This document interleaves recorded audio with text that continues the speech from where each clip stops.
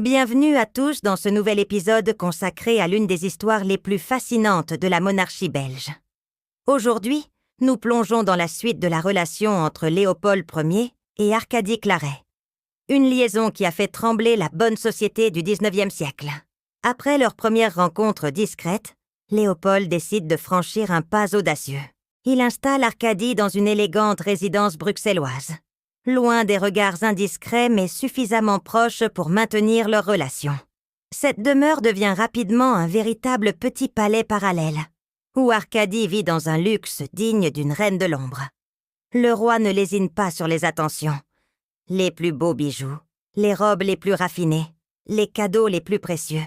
Arcadie reçoit tout ce qu'une femme de son époque peut rêver.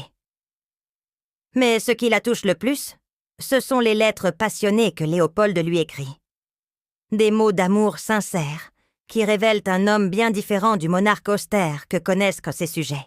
De cette relation naissent plusieurs enfants, que Léopold reconnaîtra plus tard en leur accordant le titre de barons et baronnes von Eppinghoven.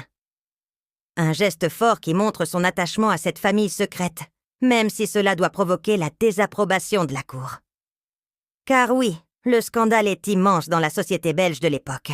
Comment le roi, censé incarner la vertu et la stabilité morale, peut-il entretenir une telle relation? Les rumeurs vont bon train. Les critiques fustent dans les salons. Mais Léopold reste imperturbable. Pour comprendre cette détermination, il faut se rappeler le parcours personnel du roi.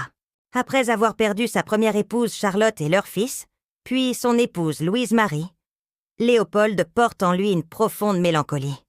Arcadie devient alors bien plus qu'une maîtresse.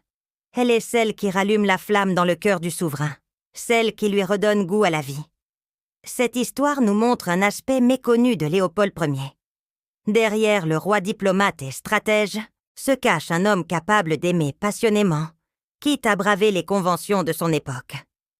Si vous avez apprécié cette plongée dans l'histoire de la monarchie belge, n'oubliez pas de vous abonner à la chaîne et de partager cette vidéo.